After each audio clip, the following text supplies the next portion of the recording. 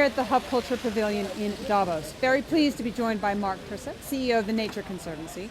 We've just had an event that you've been to with MIT about impact investing. Tell me your thoughts.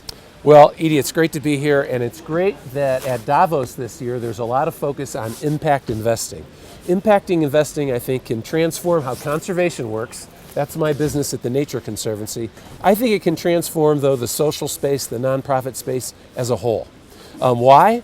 Because first, impact investing dollars, that's additional money. We can lever up our precious donor capital, so we'll have more money to do more. But second, and maybe even more importantly, it can transform how we work, introduce more accountability and transparency so we can learn from what's working, learn what's not working, and operate more like investors and investees do in the business world. And I think it can really make for better results. So give me an example of how it would work.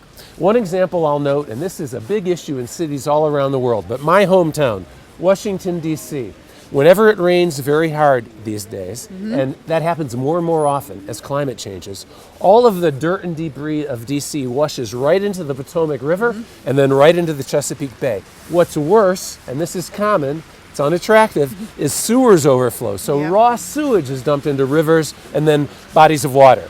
So cities have this huge challenge. What can we do about it? Our solution, and it's very cost effective, is make a city more like a forest. How do you do that? Here's how we do it. We've borrowed money from investors, institutional investors.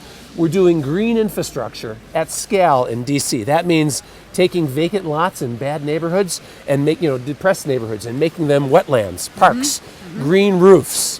And all of that green infrastructure will absorb the intense water flow with those rains, resulting in less runoff into the river. Doesn't cost very much. And then DC regs allow developers who are obliged to address this issue, they can buy credits from our big investments in scale. We think we can replicate this all over the country and in older cities all over the world, but how to pay for it? And if we were going to raise money through gifts one by one, it would take forever. We don't have that much time. So we put together a big fund to do this at scale, in a hurry, make cities like forests. Is there an example you can give me from emerging market as well? Oh, sure. In Kenya, we're doing really great work in northern Kenya, working with Samburu nomadic tribes, preserving their environment. And cattle grazing is a big deal in this part of the world. And basically, the Samburu people were being treated badly by the cattle business. And we really want to incentivize them to graze better, to do all the things they can do to make their environment better. And they're enthusiastic partners. So we want to cut out the middleman and have what we call a livestock to market business. And so how to do this now? We want to run it like a business. So we know as a nonprofit, this should be run like a business, not a nonprofit. So rather than ask for donations, we raised equity capital to structure this new business. Now the equity investor here is taking more risk, probably, than he would in the pure profit maximizing field. But he's also getting a very tangible, very measurable environmental outcome. And if you add those two pieces together, the business return and the environmental return, it will be a very full return.